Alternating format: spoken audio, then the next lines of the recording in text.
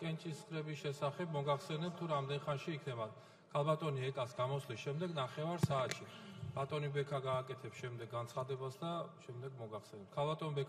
ქალბატონ ეკა გთხოვთ.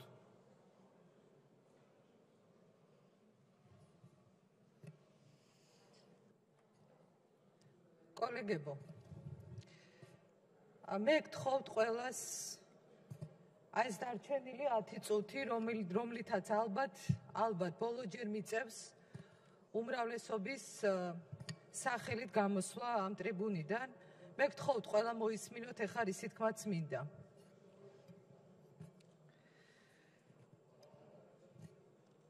მე მინდა დავიწყო იმით, სადაც პარლამენტის თავმჯდომარე დაასრულა თავისი გამოსვლა.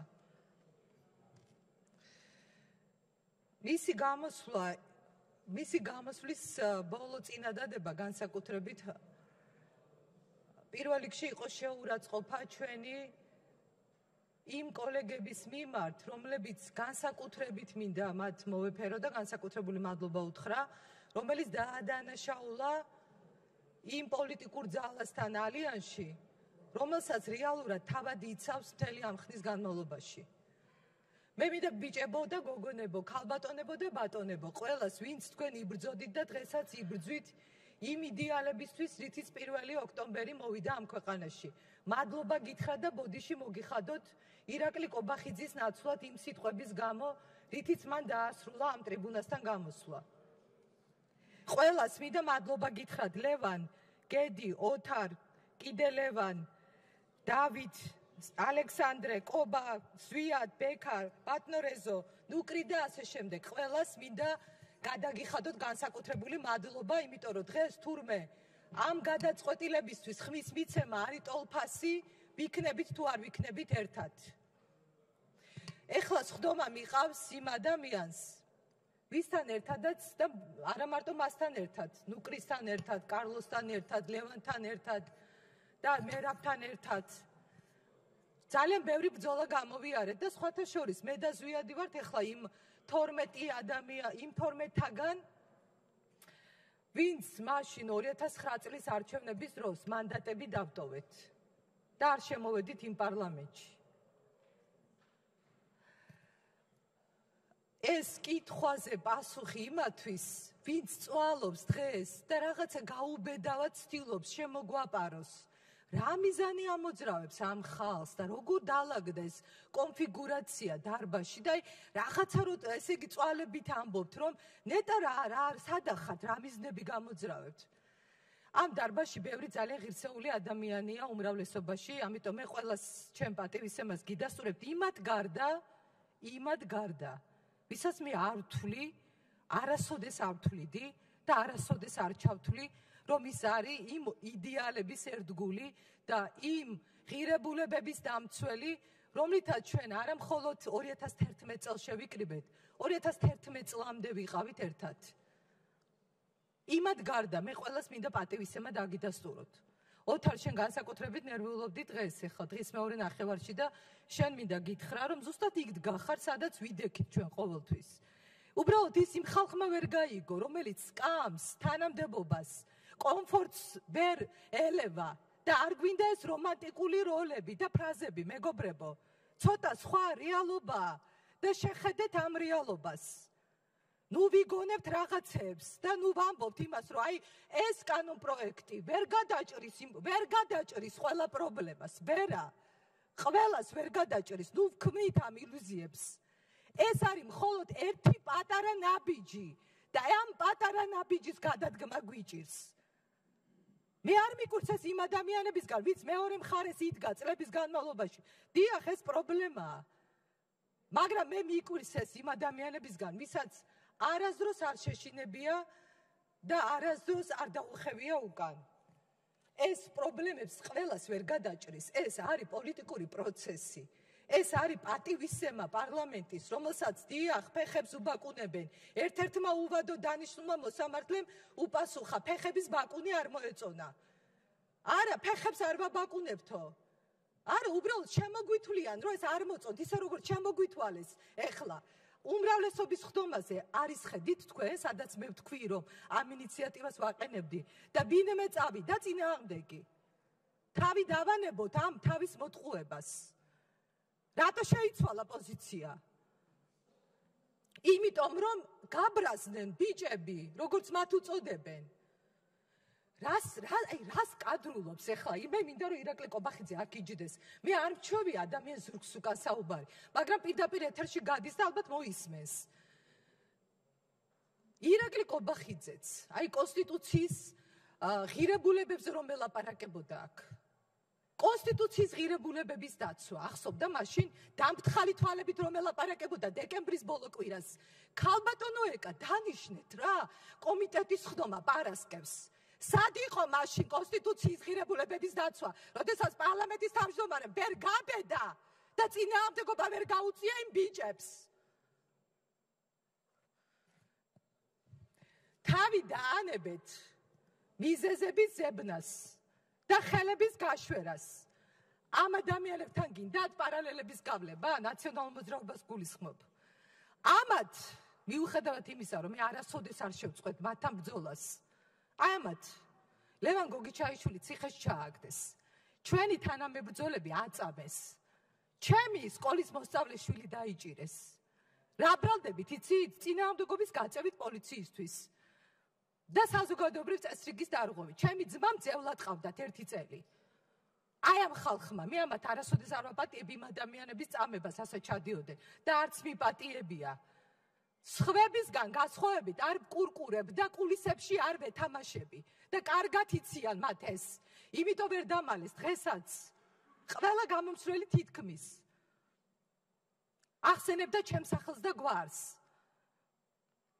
რადიანს ის კი არ ანახულებს ახლა აქ, მართლა მართლმსაჯულებაზე იდაოს აქ. თურმე მე ვიდექი იმ სათავეებთან, როდესაც რაღაცებს ანგრევდნენ, პერსონალურ შურისძიებას ვერ ანებებენ დღესაც თავს. მისგან განსხვავებით მე ყოველთვის იქ ვიდექი, სადაც ვიდექი. უბრალოდ ყველაფერს თავისი ჟამი აქვს და მე წესებს და ეთიკას ვიცავ და შიგნით ვილაპარაკე უკვე დიდი ხნის განმავლობაში. ვერ გაგაგებინეთ იმათ, ვისაც უნდა გაეგო. ვერ გაგაგებინეთ. და ის რაც მოხდა, თამარს მინდა უთხრა, ხულორდავას. თამარ, შენ მუშაობდი იმ უწყებაში, იმ ევროკავშირის სტრუქტურაში, რომლის წარმომადგენლები მე გუშინ შემხვდნენ. და კიდევ ერთხელ შეგვახსენეს ის რეკომენდაციები, რომ უნდა შეჩერდეს უვადო დანიშნვა, იმიტომ რომ რეფორმა გასატარებელია. ნუ დაიჩივლებთ, რომ უხერხულ მდგომარეობაში ხართ, თქვენ თავს თვითონ იყენებთ უხერხულ მდგომარეობაში. არ არის საჭირო აქ სამართლებრივი არგუმენტები მეტად. ყველაფერი გასაგებია აბსოლუტურად. ხელის გულზე დევს. უბრალოდ როცა რაღაცას ვერ აბიჯებ და გიჭირს აბიჯის გადადგმა, იმ ადამიანებს მაინც ნუაყენებ შეურაცხყოფას, ვინც შეძლო და გადააბიჯა ამ ცდუნებებს. მე არავის არ ვამუნათებ, უბრალოდ ვარ მოპასუხის როლში. მე არ ვაპირებდი დღეს ამის თქმას და დავინდე ირაკლი კობახიძე დღესაც. და ეხლა ცოტა ხნით დავინდობ კიდე ვიდრე აქ არზის. მაგრამ ის არ არის ამ პარლამენტის ღირსეული თავმჯდომარე.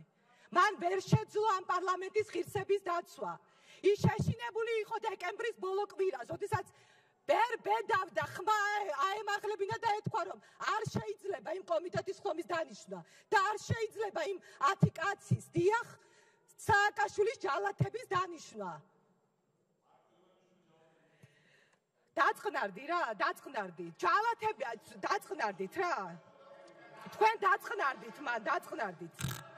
დაწყნარდით მან თქვენ.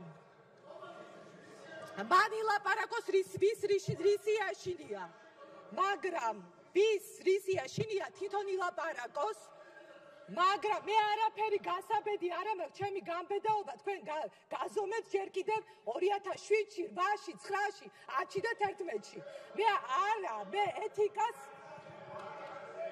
ეთიკას ვიცავ და დაწყნარდით ახლა რა. მე ეთიკას ვიცავ და ვიცი რა უნდა თქვა და რა დოზით უნდა თქვა. დავასრულებინოთ მომხსენებელს თავისი გამოსვლა.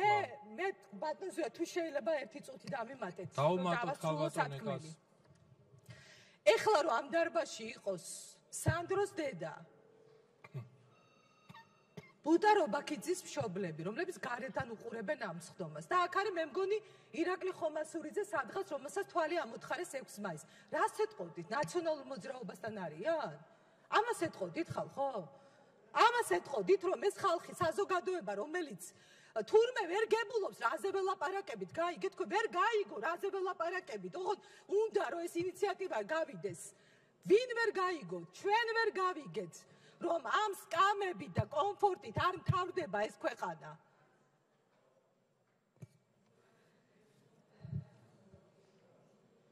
პოლიტიკაში წარსული არა არის წარსული.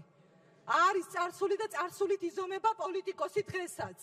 და ის ადამიანები, დიახ, როდესაც ჩვენ იმ რეჟიმის წინააღმდეგ ვიბრძოდით, ზოგი ჩირგვებში იჯდა, ზოგი მართლა გოგლი მოგსჭამდა, ოღონდ ცუდი არ არის გოგლი მოგლი, უდროოდროს არ უნდა მიირთვა და ზოგი იმ ჩირგვებიდან ისროდა და ის ადამიანები რამდენიმე აი ამ გუნდში აღმოჩნდნენ. 2016 წლის შედეგებია ეს. საკუთარი თავი დაინახოს ყველამ. არასოდეს არ მექნება საერთო ოცნებას დაირქმევს ახლა ის ადამიანი.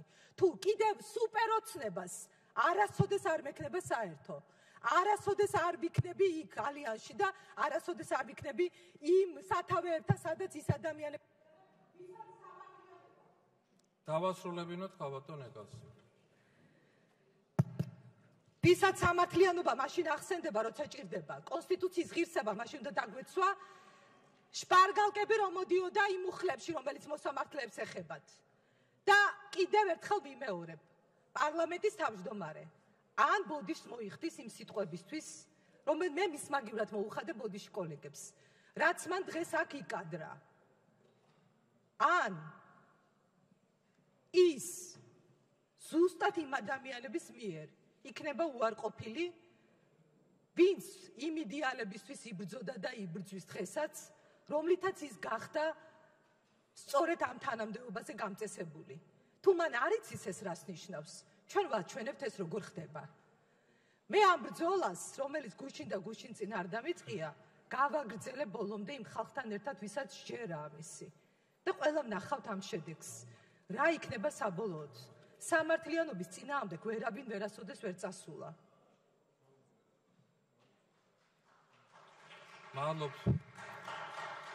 მადლობთ ქალბატონო ეკა.